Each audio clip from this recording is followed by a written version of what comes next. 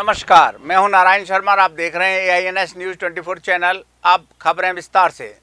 छत्तीसगढ़ में पीएससी के परिणामों में धांधली और घोटाले को लेकर मुख्यमंत्री निवास के घेराव कार्यक्रम में राजधानी रायपुर पहुंचे भारतीय जनता युवा मोर्चा के राष्ट्रीय अध्यक्ष तेजस्वी सूर्या ने पीएससी घोटाले को शिक्षा के क्षेत्र में सबसे बड़ा घोटाला कहा। उन्होंने कहा कि इसकी सीबीआई जांच होगी। तेजस्वी ने छत्तीसगढ़ में पीएससी घोटाले को युवाओं के लिए घोर आपातकाल और अन्याय कहा। और इस पीएससी घोटाला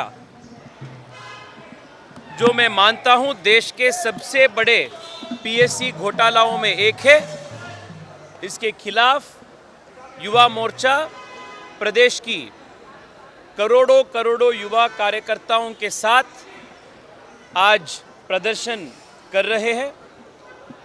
और ये पीएससी घोटाला छत्तीसगढ़ के युवाओं के प्रति किया गया बहुत बड़ा अन्याय है, घोर आपातकाल है और इससे कई पीढ़ी युवा पीढ़ी इससे पीड़ित हो चुका है। और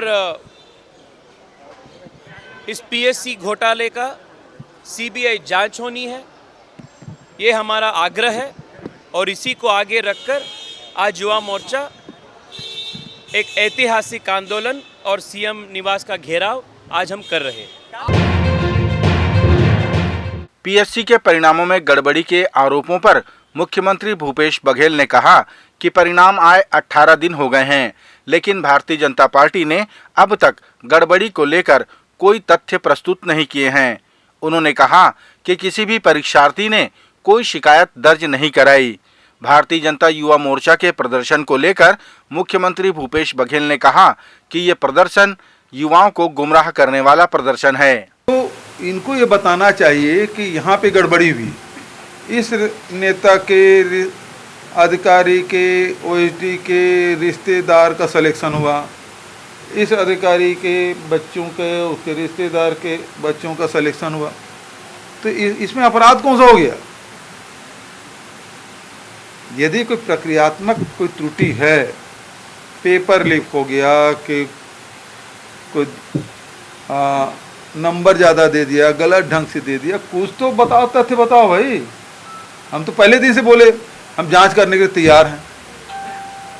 तो केवल आप क्योंकि चुनाव सामने हैं और इसलिए इस प्रकार से प्रदर्शन इसलिए कर रहे हैं ताकि युवाओं को गुमराह किया जा सके। यदि अच्छा, दूसरी बात यह है, कोई भी अभ्यर्थी है उन्होंने कोई शिकायत नहीं की। नहीं तो इसके पहले रमन सिंह के शासनकाल में तो सीधा अभ्यर्थी जो परीक्षा दिलाए हैं परीक्षार्थी वो राज्यपाल के पास गए थे, यूडब्ल्यू के पास शिकायत करने गए थे, लेकिन अभी तक 18-20 दिन बीतने के बाद भी कोई भी आवेदक है या परीक्षार्थी वो शिकायत नहीं की। केवल कर रहे हैं भारतीय जनता पार्टी के लोग कर रहे हैं, भारतीय जनता युवा मोर्चा के लोग कर रहे हैं।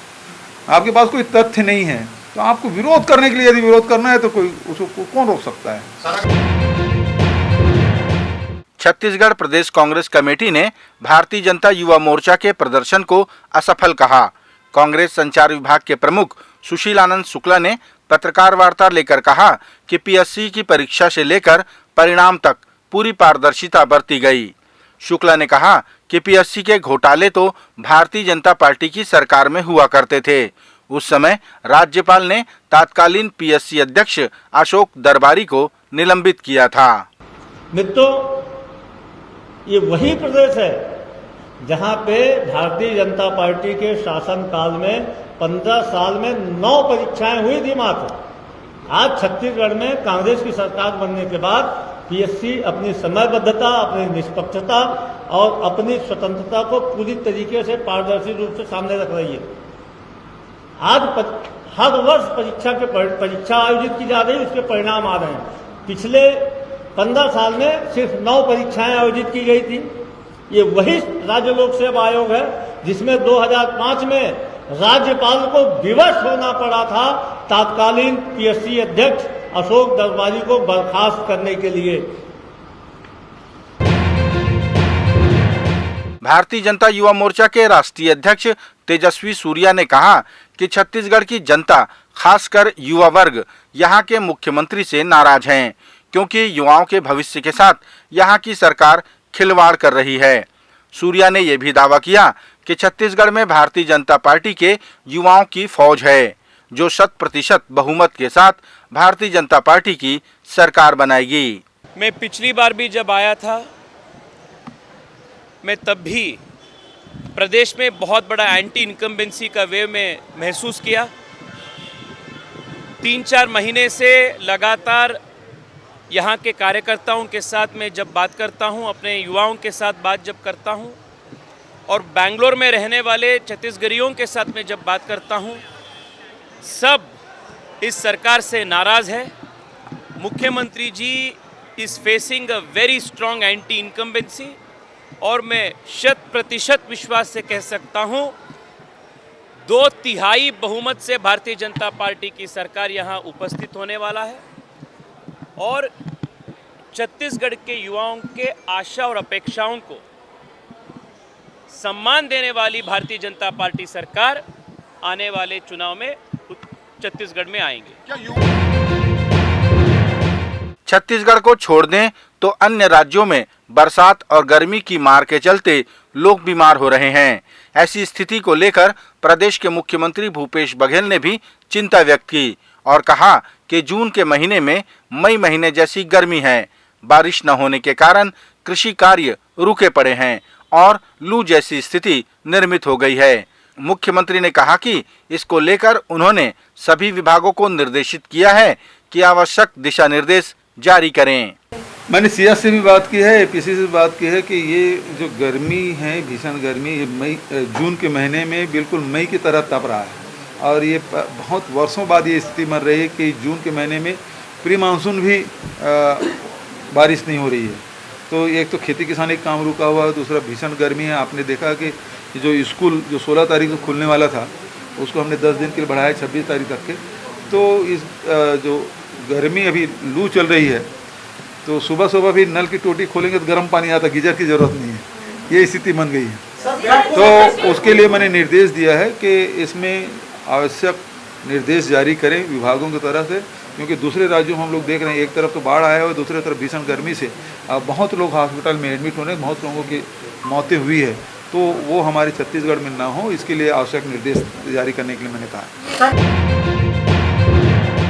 सोमवार की सुबह छत्तीसगढ़ के रायगढ़ से लैलूंगा जाने वाली यात्री बस रास्ते में एक पुल से टकराकर दुर्घटनाग्रस्त हो गई, जिसमें सवार कई यात्री घायल हो गए।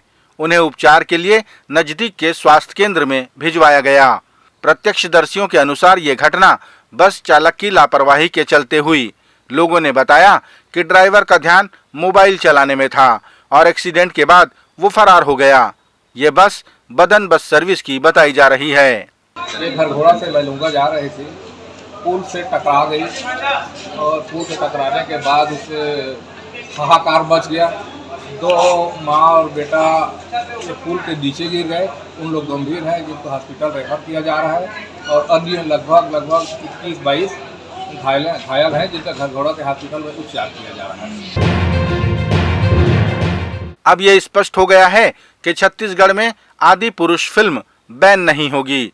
इसे लेकर मुख्यमंत्री ने साफ तौर पर कह दिया कि वे आदि पुरुष को लेकर किसी भी प्रकार की राजनीति से परहेज करेंगे। लेकिन उन्होंने ये भी कहा कि सिर्फ छत्तीसगढ़ में इस फिल्म को बैन करने से क्या होगा। यदि बैन करना है तो भारत सरकार पूरे देश में बैन लगाए। मुख्यमंत्री ने कहा कि अगर फिल्म में धार्मिक भावनाओं को ठेस पहुंचाने वाले संवाद हैं तो उसे न देखें। ये बैन लगाने की क्या जरूरत है भाई? आपको गलत लगा, आप सुन लिए तो मत जाओ देखने। आप पैसा समय क्यों बर्बाद कर रहे हो? पैसा तो आपका लगेगा, टिकट आप खरीदोगे, समय भी आपका, मत जाओ। उससे अच्छा क्यों बैन करें? और यदि रोकना है तो भारत सरकार रोके पूरा। एक छत्तीसगढ़ में रोकने से क्या होगा? मैं इसमें कोई राजनीति नहीं करना चाहता, लेकिन यह है कि भारत सरकार, यदि केंद्रीय मंत्री जी कर रहे हैं, रमन सिंह जी ट्वीट कर रहे हैं और दूसरे लोग के ट्वीट करके वापस ले रहे हैं, तो भारत सरकार को खुद रोक लगा देना चाहिए पूरे देश भर में।